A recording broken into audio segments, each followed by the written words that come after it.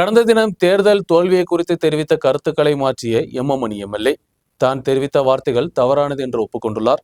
கடந்த தினத்தின் சூழ்நிலையில் தான் அவ்வாறு தெரிவித்ததாகவும் மிகவும் தரம் குறைந்த ஒரு எதிர்க்கட்சி தலைவர் தான் வி டி സതീശൻ என்றுം എമ്മണി കൂറിனாർ. ഞാൻ ഇന്നലത്തെ സാഹചര്യത്തിൽ അങ്ങനെ പ്രതികരിച്ചു എന്നുള്ളതാണ്. അത് ശരിയായില്ല എന്ന് പറഞ്ഞ പാർട്ടിയുടെ നിലപാട് തന്നെയാണ് എൻ്റെ നിലപാട്. അതിന് വ്യത്യസ്ത നിലപാടൊന്നുമില്ല. അന്നേരത്തെ ഒരു കാര്യത്തിലൊക്കെ പറഞ്ഞെന്ന് കൂട്ടിയാൽ മതി. വികസനവും കാര്യങ്ങളും ഒരുപാട് കാര്യങ്ങളും ചെയ്തിട്ട് ഈ ജില്ലയുടെ വികസനത്തിൽ തന്നെ ഒരുപാട് റോഡും പരിപാടിയെല്ലാം ചെയ്ത് സംസ്ഥാനത്താണ് ജനങ്ങൾക്ക് ക്ഷേമ പ്രവർത്തനം ഒരുപാട് നടത്തി കഴിഞ്ഞ് നടന്ന ഈ തെരഞ്ഞെടുപ്പിൽ അങ്ങനെ ഒരു വിധി വന്നപ്പം അതിനെപ്പറ്റി പ്രതികരിച്ചിട്ടേ ഉള്ളൂ. ജനങ്ങളെ പ്രതികരിക്കേണ്ടിയിരുന്നില്ല എന്ന് ജനറൽ സെക്രട്ടറി അടക്കം പറഞ്ഞു. പാർട്ടിയുടെ നിലപാട് അദ്ദേഹം പറഞ്ഞു. ഇതൊന്നും ചെയ്യാതെ പാവപ്പെട്ട ആളുകൾക്ക് പെൻഷനോ ആനുകൂല്യമോ സഹായമോ നൽകാതെ മലയോര കൃഷിക്കാർക്ക് പട്ടയോ അതുപോലുള്ള ആനുകൂല്യവും സഹായവും നൽകാതെ എല്ലാ ഐക്യജനാധിപത്യ മുന്നണി ഭരണത്തിന് നേതൃത്വം കൊടുക്കുകയും പ്രക്ഷോഭവും സമരവും നട്ടും അതിനെ അടിച്ചമർത്തുകയും ചെയ്ത സമീപനം ശരിയാണ് എന്ന് ഞാൻ പറയാമെന്ന് നമ്മൾ ഉദ്ദേശിക്കുന്നുണ്ടോ? അവിടെ ജനങ്ങളുടെ അവകാശമെല്ലാം അന്ന് നടന്നില്ലല്ലോ.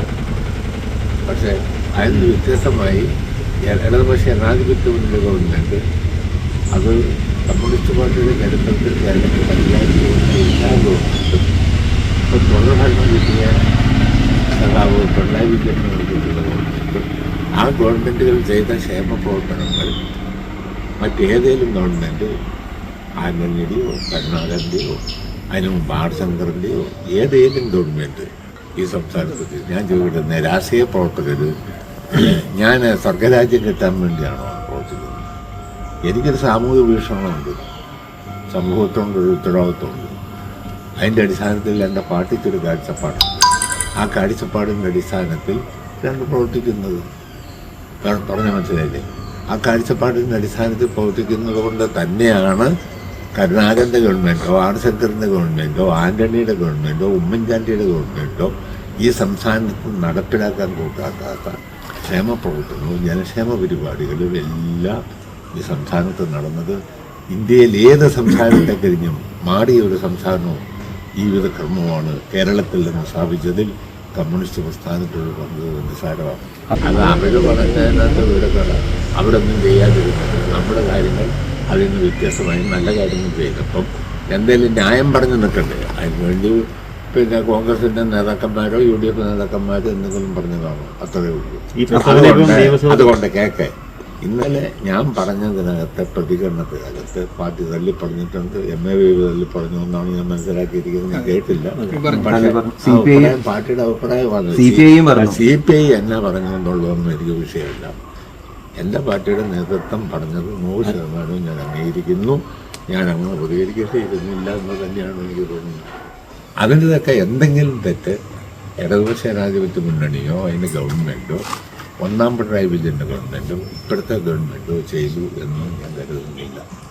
അതിന് സഹായകരമായി വേറൊരു കാര്യം പറയാം. ഇന്നത്തെ കേരളത്തെ ഈ നിലയിൽ രൂപപ്പെടുത്തുന്നതിൽ ഇന്ത്യയിൽ മഹാത്മാഗാന്ധിയുടെ നാടായ ഗുജറാത്തിലോ പണ്ഡിറ്റ് ജവഹർലാൽ നെഹ്റുവിൻ്റെ നാടായ യു പിയിലോ ഒന്നും വരാത്ത പുരോഗതി ഈ കേരള സംസ്ഥാനത്തുണ്ടാകുന്നതിൽ കമ്മ്യൂണിസ്റ്റ് പ്രസ്ഥാനത്തിൻ്റെ പങ്കുണ്ട് എന്ന് തന്നെ അത് നിങ്ങൾ യോജിക്കുമെന്നാണ് ഞാൻ കരുതുന്നത്. ഇന്ത്യയിൽ ഇവിടെ അങ്ങ് വിട്ടാൽ ഇവിടെ സംസ്ഥാനത്തുമുണ്ടാകാത്ത സാമൂഹ്യ അന്തരീക്ഷം, സാമൂഹ്യ പുരോഗതി, ഭൂപരിഷ്കരണ നിയമം, പാർപ്പിട പദ്ധതി, തലചായ്ക്കാൻ ഇടമില്ലാത്തതിനെ ഇടത്തിൻ്റെ ഉടമകളാക്കി മലയോര കൃഷിക്കാർക്ക് സഹായകരമായ നിലപാട് സ്വീകരിച്ചു.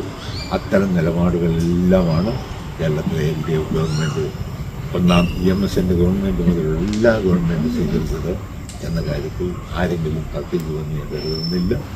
അത് ഇപ്പോഴും ഇടതുപക്ഷ ജനാധിപത്യ മുന്നണിയുടെ ഗവൺമെൻറ് ആ നയങ്ങളാണ് നടപ്പിലാക്കിക്കൊണ്ടിരിക്കുന്നത് എന്ന കാര്യം ഞാൻ ആവർത്തിച്ച് പറയുന്നു. ജനവിധി പിന്നെ എന്തുകൊണ്ട് ഇങ്ങനെ വന്നു എന്ന കാര്യം പാർട്ടി വിശദമായി പരിശോധിച്ചു.